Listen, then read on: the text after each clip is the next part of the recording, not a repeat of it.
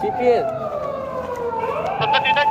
2025년 3월 11일 오전 9시 50분 도쿄 신주쿠 다카다노바바역에서 불과 350m 떨어진 거리는 맑은 하늘 아래 평온했습니다. 그러나 수백 명의 시청자가 지켜보는 스마트폰 생방송 화면 속에서 한 젊은 여성이 13cm 길이의 서바이벌 라이프에 상반신만 30차례 찔린 채 콘크리트 바닥에 피를 흘리며 쓰러졌습니다. 수많은 인파가 지나는 대낮의 번화가 50대 남성 목격자의 시선이 닿고 경찰관의 개입이 즉각적으로 가능한 완전한 개방 공간이었음에도 검은 옷을 입은 범인은 단 한 번의 도주 시도조차 하지 않았죠. 그는 꼬박 10분 동안 피투성이가 되어 죽어가는 그녀의 몸을 발로 걷어차며 바닥에 떨어진 휴대폰 화면을 집어들어 비명이 울려 퍼지는 방송을 묵묵히 들여다보았습니다. 이것은 화려한 일본 스트리밍 세계의 표면을 벗겨내고 그 이면에 또아리를 튼 기괴한 착취의 사슬을 여과 없이 드러낸 현대사회의 가장 잔혹한 생중계 살인 사건입니다. 사건의 희생자는 22세의 사토 아이리. 그녀는 도쿄로 이주하여 후아치라는 신흥 플랫폼에서 스트리밍을 시작했습니다. 그녀의 방송은 단순했습니다. 화려한 장비나 스튜디오 없이 카메라를 응시하며 채팅창의 텍스트에 반응하고 일상적인 대화를 나누는 것이 전부였습니다. 그러나 그녀 특유의 밝고 외향적인 성격, 따뜻하고 캐주얼한 목소리는 외로운 시청자들을 빠르게 끌어당겼습니다. 시청자들은 후원금을 던지기 시작했고 그녀는 자신을 보기 위해 매일 돌아오는 이 600명 이상의 진성 팔로워를 구축해냈습니다. 수입은 기하급수적으로 늘어 독립 스트리머로서 월 100만엔에서 200만엔 사이에 막대한 돈을 벌어들였습니다. 하지만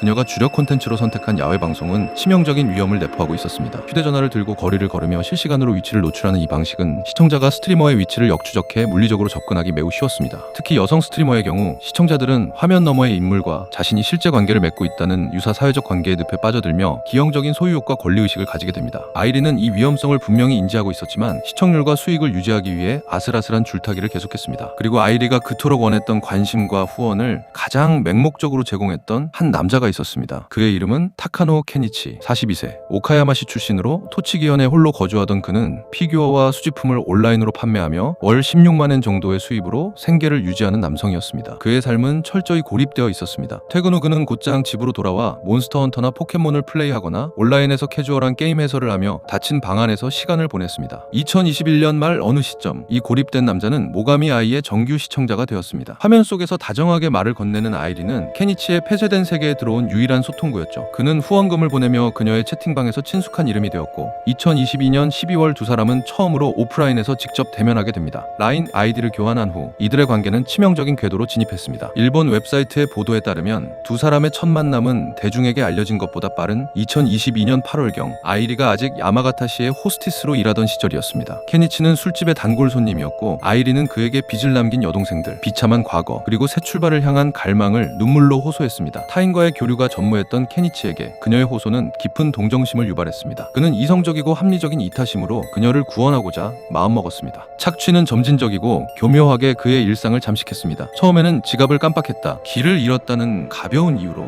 5만엔을 요구했습니다. 케니치는 흔쾌히 도왔습니다. 그러나 금액은 50만엔 단위로 뛰기 시작했습니다. 케니치는 자신이 평범한 주간 아르바이트를 하며 평생 모아둔 전 재산 150만엔을 모두 그녀의 계좌로 송금했습니다. 저축이 고갈되자 아이리는 그에게 사채업자를 찾아갈 것을 종용했습니다. 케니치는 두 곳의 다른 대부업체를 찾아가 각각 50만엔씩 총 100만엔을 대출받아 그 돈을 다시 아이리에게 건넸습니다. 만난 지 불과 4개월 만에 월 수입 16만엔의 남자가 무려 250만엔이라는 거액을 22세 여성에게 넘긴 것입니다. 이것은 단순한 타격이 아니라 케니치의 삶 자체를 붕괴시키는 완벽한 재정적 파멸이었습니다. 그렇다면 그 250만엔은 대체 어디로 흘러갔을까요? 동일한 보도에 따르면 아이리는 그 돈을 남성 호스트바에 쏟아부었습니다. 그녀는 주변 사람들에게 부와 화려함의 이미지를 투영하기 위해 호스트들에게 명품을 사주고 비싼 술을 마시는데 케니치의 평생 저축과 사채빚을 무참히 탕진했습니다. 케니치는 매일같이 사채업자들의 빚독촉 전화에 시달렸습니다. 극심한 공포와 불안이 그의 목을 조여올 때 그는 아이리에게 절박하게 메시지를 보냈습니다. 내 돈은 어딨어? 언제 갚을 거야? 그녀는 이자를 쳐서 갚을 테니 조금만 기다려달라며 그를 기만했고 나중에는 그의 연락 자체를 완전히 무시했습니다. 아이리가 라이브 방송을 켤 때면 케니치는 채팅창에 나타나 대답을 구걸했지만 그녀는 단 한 번도 대답하지 않았습니다. 2023년 12월 극한의 상황에 몰린 케니치는 자신의 남은 이성을 쥐어짜내어 가장 합법적이고 상식적인 해결책을 선택했습니다. 우츠노미야 지방재판소 토치기 지부에 사토 사토 아이리를 상대로 대여금 반환 소송을 제기한 것입니다. 이것은 케니치에게 주어진 희망의 덫이었습니다. 국가의 법률이 자신의 억울함을 증명해 줄 것이며 재판을 통해 돈을 돌려받아 사채업자의 늪에서 벗어날 수 있을 것이라는 완벽한 논리적 희망이었죠. 법원의 판결은 명확했습니다. 재판부는 케니치의 손을 들어주며 사토 아이리에게 상환 완료 시까지 연 3%의 이자를 더해 총 251만 4,800엔을 지급하라는 명령을 내렸습니다. 심지어 케니치는 그녀의 상황을 고려해 한 달에 1만엔씩 갚아나가는 현실적인 상환 계획까지 제시하며 합의점을 찾으려 노력했습니다. 그러나 아이리는 법원의 공식적인 명령조차 철저히 무시했습니다. 돈을 갚기는커녕 그녀의 소셜미디어에는 오리니스 주식회사의 33세 CEO로 알려진 유이 타이킨이라는 약혼자와 함께 최고급 아파트에 머물며 디자이너 명품을 두르고 비싼 여행을 즐기는 사진들이 매일같이 업데이트되었습니다. 자신이 구원하려 했던 자신의 피눈물로 만든 돈을 갈취해간 여성이 다른 남자와 함께 사치스러운 삶을 영위하는 모습을 목격한 순간 케니치의 마지막 이성은 그 자리에서 산산조각 났습니다. 그는 가난하여 추가적인 법적 강제 집행 절차를 밟을 한 줌의 여유 비용조차 남아있지 않았습니다. 법이라는 최후의 보루마저 그녀의 조롱 앞에 무용지물이 되자 합리적이었던 그의 이타심과 동기는 가장 원초적이고 폭력적인 분노로 기형적인 변이를 일으켰습니다. 내가 느낀 이 끔찍한 파멸과 고통을 그녀도 똑같이 느껴야만 한다. 그는 아이리의 소셜미디어와 라이브 방송을 철저히 모니터링하며 그녀의 다음 목적지를 추적했습니다. 그리고 그녀가 혼자 도쿄를 걷는 야마노테선 일주 프로젝트를 진행한다는 게시물을 확인했습니다. 완벽한 기회였습니다. 2025년 3월 11일 아침이 밝았습니다. 타카노 케니치는 잠에서 깨어나 13cm 서바이벌 라이플을 포함해 총 2자루의 칼을 주머니에 챙겼습니다. 신분을 숨기기 위해 마스크와 모자를 깊게 눌러 쓴 그는 아이리의 라이브 방송을 켜고 그녀의 모든 움직임을 실시간으로 지켜보았습니다. 방송에 비친 거리의 풍경과 뒤편의 건물들을 대조하여 다카다노바바 역 주변이라는 것을 확신한 순간 그는 조용히 움직였습니다. 오전 9시 50분 JR 다카다노바바역에서 불과 350m 앞까지 다가온 아이리는 시청자들과 웃으며 주사위 게임을 진행하고 있었습니다. 그 순간 케니치가 곧장 그녀를 향해 돌진했습니다. 그녀는 도망치려 했으나 그는 단숨에 그녀를 휘어잡았습니다. 시청자들은 화면 너머로 그녀의 공포에 질린 목소리와 끔찍한 비명을 생생하게 들어야만 했습니다. 카메라는 바닥으로 떨어져 요동쳤고